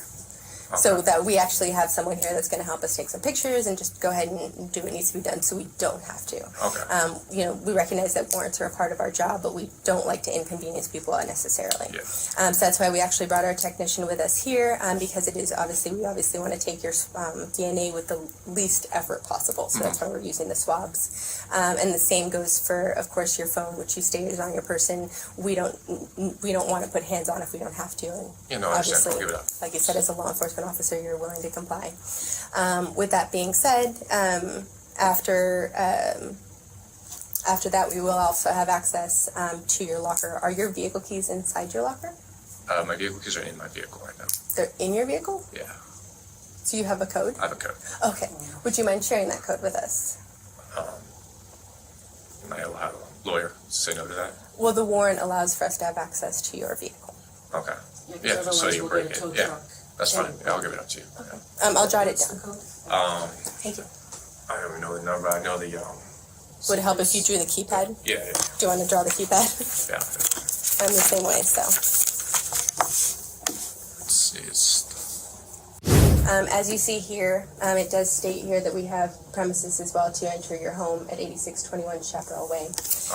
So we are going to attempt to do this in the quickest way possible and the way that is obviously going to, this can't be an easy process. We recognize that. Yeah, my wife's And we freaking out. don't, What's going on? yes. Okay. Is your mom at your house right now? She's not. Okay. Your wife, she is at home? She's at home. Yes. Okay. Is it just your wife at home? Just my wife. Yeah. Okay. And her name is, okay. We won't be sending any black and whites over to the house. No. Okay. Just so that You know. puts you. Is it gonna be tonight right now? Yeah. Okay. Yes. So we're going to do this kind of systematically. The very first thing that we will do is, of course, the swab and the phone. Yeah. Do you have any other USB drives, I don't, anything like that on your person? I know sometimes for work we carry them around Yeah. with No, us. I might have a USB in my locker, but that's just a work locker USB. Okay. So we'll get that started. Okay. And then after that, we know that your employers want to speak with you. Again, we are investigating allegations, so they Yes. recognize that, but of course, they have to take their action. We can't speak to that, but of course, they obviously want the opportunity to speak with you. Yeah. Then, of course, we'll process the locker and then process your vehicle. Okay. And again, we'll do it systematically and as quickly as we can Okay. to alleviate any additional stresses that this already is causing. And then we'll go ahead and go to your home, and we hope to be in and out fairly quickly. Okay. Okay. Guess I'm staying here. I'm not going with you guys or anything like that. So no, you are not in custody. You are not under arrest. You are not even being detained. Okay. That's why you had the right to stop speaking with us at any time. There's no locks on the door. You had the opportunity to leave if you choose to. And like I said, thank you for speaking to us as long as you did. So if you have any questions, we are here. If it's okay with you, I'm just going to grab my lab technician to start that. Okay, that's fine. And where is your cell phone on you? It's on my person right now. Can we go ahead and grab that from you? Do you have? So you guys are going to keep my phone? Yes. Okay. Chase, what do you got? There is a progressive buildup of some fight or flight. No doubt, Greg's going to be talking about this, but all of our wet stuff of our body just gets really dry very quickly. But one thing I want you to pay attention to here when you watch this again is this rapid responsive movement. So there's a noise and his head turns and jerks to where the noises are coming from. This is programmed in all of us. All of us have this. If our ancestors didn't feel a threat and then jerk their head toward a sound, we're looking at it, we're target locking with our eyes, but we're also pointing these little ears that are made to reflect sound right at that thing. So we see a huge spike in hyper-compliant behavior. And I think the interrogator here could have done just a bit better separating herself from the authority figures involved in the investigation, using the word they instead of we. Is very important to how the suspect relates to and then identifies the relationship with the interrogator. I know it's over, but she may have to interview him again in the future. That's all I'm going to say with that one. Greg, what do you got? Yeah, I could hear again. I could hear her rushing her speech and those kinds of things. So I think she knows she's got a little bit of a relationship problem there. Look, guys, this is only the first investigation. And you're right, Chase. She may have to come back again and again and again and again in a lot of cases. So we'll leave it at that on her. But cool as a cucumber is gone in this guy, and fight or flight is through the roof. And so, Chase, you're dead on. The two systems that we use in our normal life, our reproductive system is we're scanning for potential mates, and our digestive system is we think about food, two of our biggest drives in life.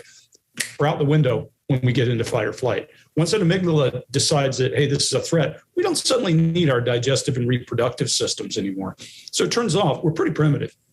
It turns off all those mucous membranes that are tied up in those two systems. And we get blink rate increases. We get licking our lips. We get gastric noises as the parasympathetic and sympathetic systems argue about who's in charge. You'll hear gastric noises in the person, and you'll see all that. But one of the first things that the body does is take blood away from the skin, away from mucous membranes, and pump it to muscles, and then start to try to get more air. And this guy's white and pasty looking now. If you go all the way back to the beginning to here, his lips are drawn, he's thin.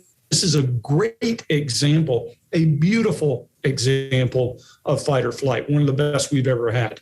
He does some increased face touching here, but more importantly, this is the place where people feel stressed the most, and he touches it. He telegraphs it. You can't ask for a better telegraph than face touching that one. And then I see disdain, as I think it's about what he's created for himself. I can't tell that, but I do see disdain. Mark, what do you have? Yeah, so I agree. Fight and flight is really kicking off for him. He blocks, he self-soothes. We haven't seen that from him before on My Wife's Going to Freak Out Right Now. Yeah, that's not all that's going to happen. It's going to be tonight, right now, he says. And we see a very primal response, which is the alkaloid response, which is the bitter taste in the mouth. And we have that from being a kid. When you're a kid and you're eating herbs, you need to know the ones that would be medicine for an adult, but poison for a kid, or poison for everybody. And it's instantly detected in the mouth, and it gives you that weird feeling at the back here. He's getting that weird bitter taste without it. I mean, there may be some digestive juices coming up. There may be some vomit coming up as well, which will do the same thing.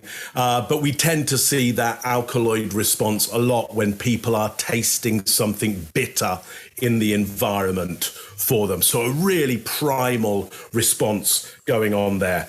Great to see, because it's a great example. I think we see it a couple of times there. Scott, what do you got on this one? All right. His cadence is a little bit fast, and his sentences are these short 4 and 5 word sentences, which makes sense because he's trying to get through this while being able to think at the same time. His breathing rate's shallow. His blink rate is just about normal, was a little bit odd.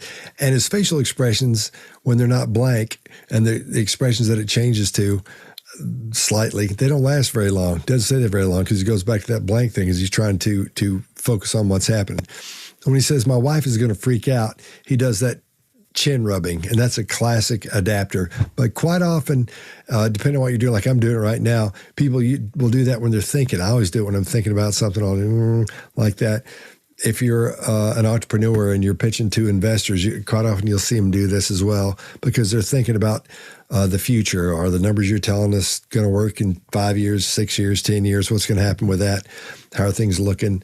And they're doing numbers and stuff in their head, so they'll do this to think, and that's totally fine. But here I think he's using it as an adapter, and he's beginning to think through the protocols of this process that's going to happen when they go through his stuff and his car and his house and get his DNA. Starting to think about all that, and that weight's starting to build up on him at this point, I think. As you see here, it does state here that we have premises as well to enter your home at 8621 Chaparral Way. Okay. So we are going to attempt to do this in the quickest way possible, and the way that is obviously going to, this can't be an easy process. We recognize that. Yeah, and we don't. Yes. Okay. Is your mom at your house right now? She's not. Okay. Your wife, she is at home? She is at home. Yes. Okay. Is it just your wife at home? Just my wife, yeah. Okay. And her name is... Okay. We won't be sending any black and whites over to the house. No. Okay. Just so that you puts you... Is it going to be tonight right now? Yeah. Okay. Yes. So we're going to do this kind of systematically. The very first thing that we will do is, of course, the swab and the phone. Yeah. Do you have any other USB drives, anything like that on your person? I know sometimes for work we carry them around with us. I might have a USB in my locker, but that's just a work locker USB. Okay. So we'll get that started. Okay. And then after that, we know that your employers want to speak with you. Again, we are investigating allegations, so they recognize that, but of course, you know, they have to take their action. We can't speak to that, but of course, they obviously want the opportunity to speak with you. Yeah. Then, of course, we'll process the locker and then process your vehicle. Okay. And again, we'll do it systematically and as quickly as we can to alleviate any additional stresses that this already is causing.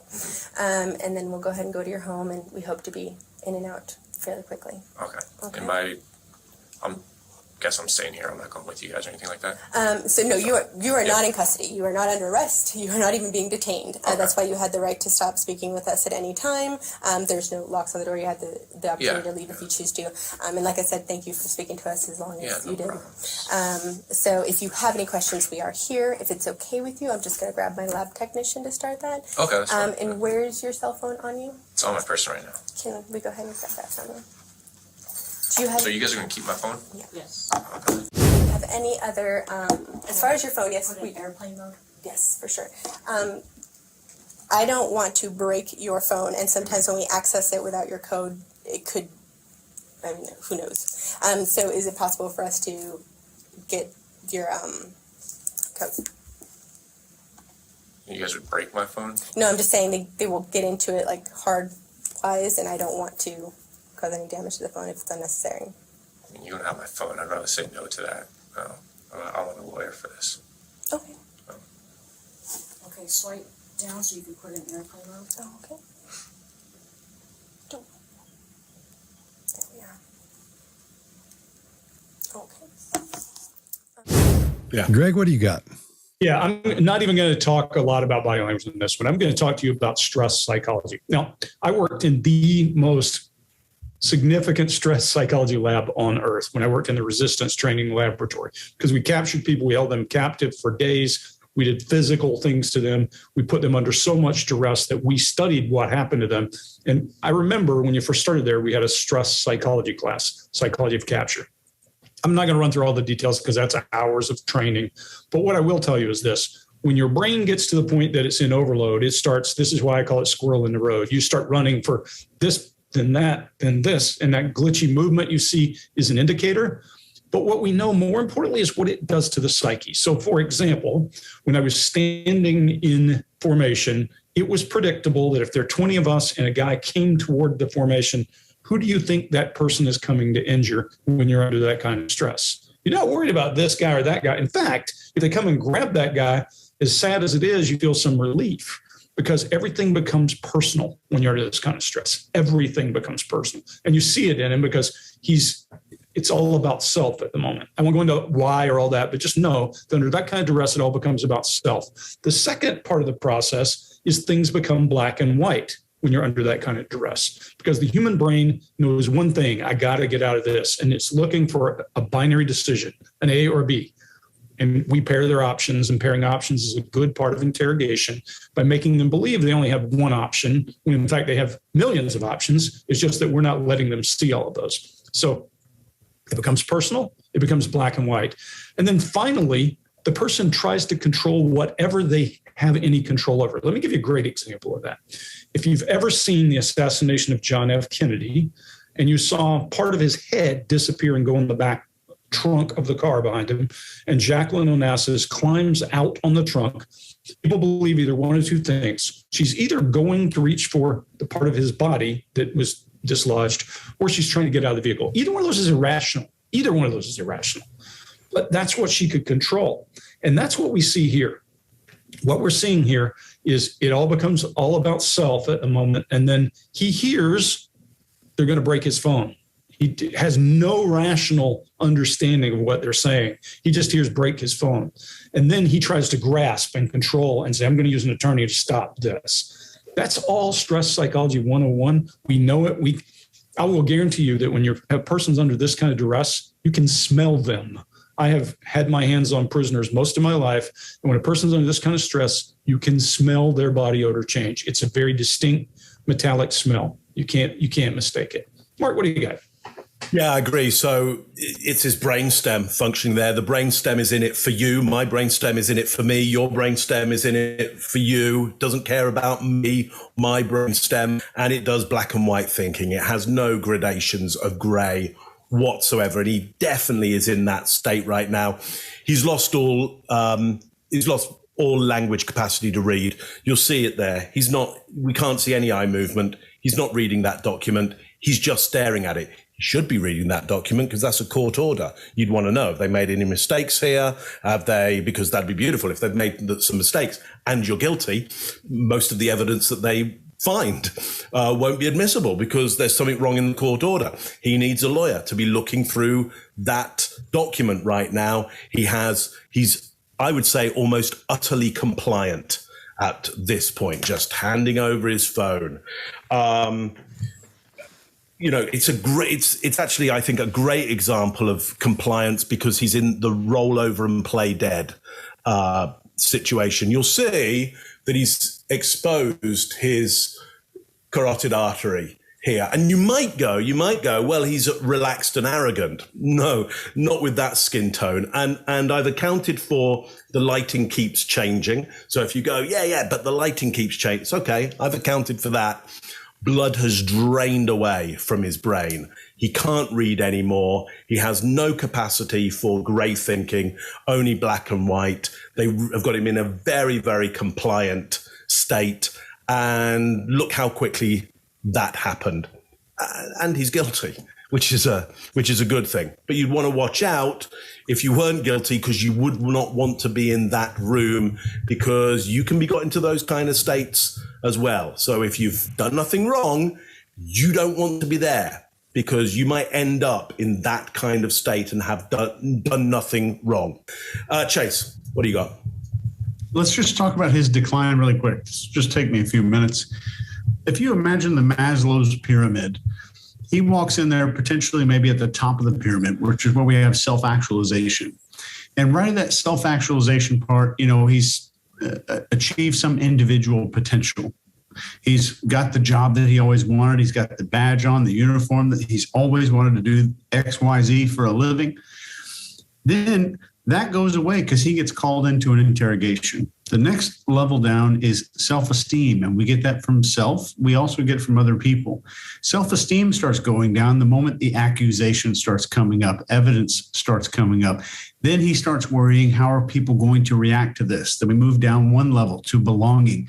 This is where we get our feeling of belonging from the people around us. And then he's saying, oh, crap, I might be put in jail at this point.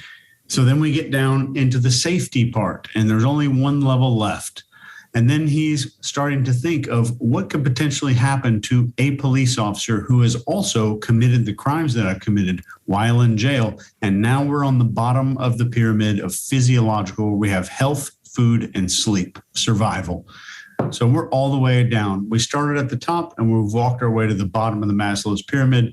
He's not worried about safety, belonging, esteem, or actualization, just survival at this point, and making sure that his body stays alive. And your spinal cord, like Mark said, is absolutely in charge.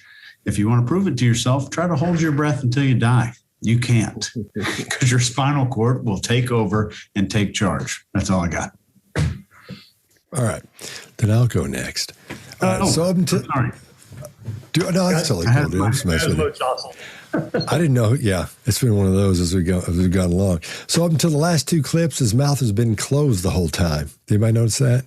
And for these last two, that mouth is open, and we see him breathing a little bit heavier because now fight or flight, freeze, fight or flight is kicked in, man, and it's all starting to make him unravel as far as he's going to unravel, which isn't going to be much. But once you know now what to look for, you can see all these things we've been talking about. So now his mouth is open. Usually when he's been at rest at this point, just just zipped up. And this lets us know he's feeling stressed. I could go on. There's like 45 minutes of this stuff. I'm not going to go on with that.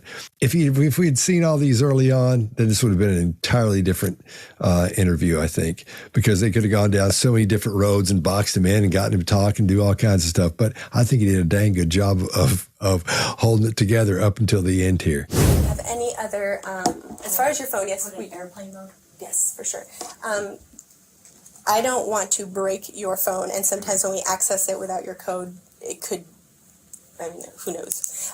So is it possible for us to get your code?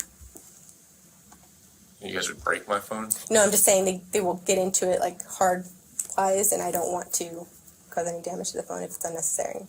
I mean, you don't have my phone. I'd rather say no to that. No, I want a lawyer for this. Okay.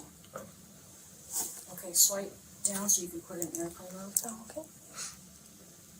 Don't. There we are. Okay. Well, let's throw around the room one time and talk 30 seconds or less about what we think we've seen and sort of wrap it up. Mark, why don't you go first?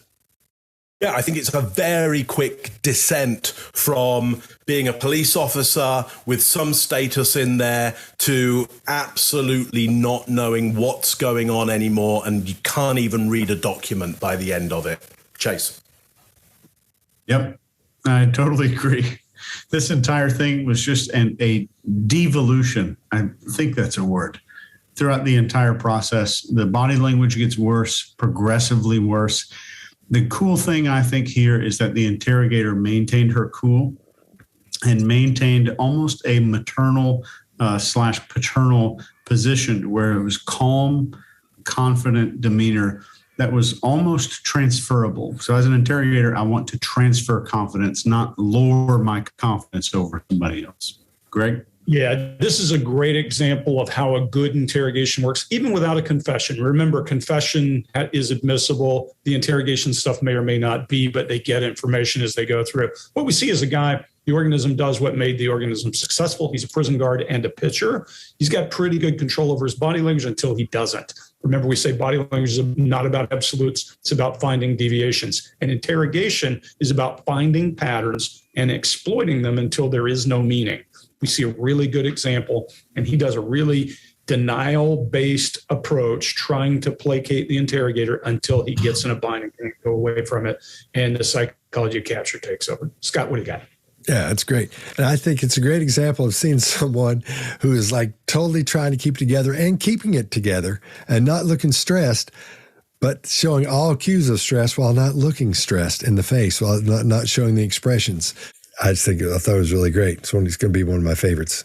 All right. Well, I think this is a good one, fellas, and we'll see you next time. Bill.